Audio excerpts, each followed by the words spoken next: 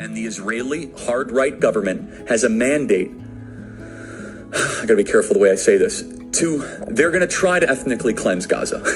Yep. I mean, I don't use that term lightly, okay?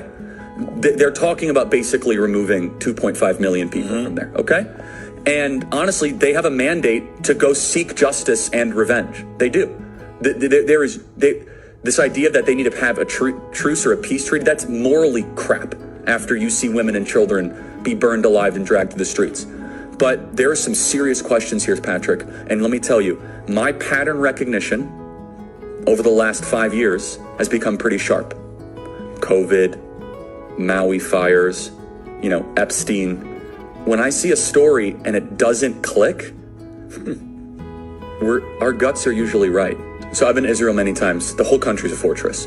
When I first heard this story, I still had the same gut instinct that I did initially. I find this very hard to believe.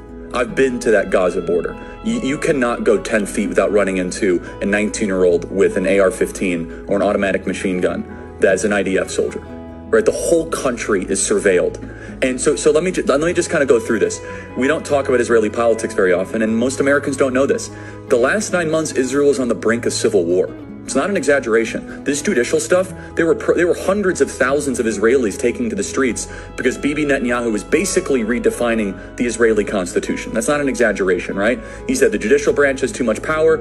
There were protests planned this week against Netanyahu, where they anticipated tens of thousands of people to take to the streets. That's all gone, Patrick.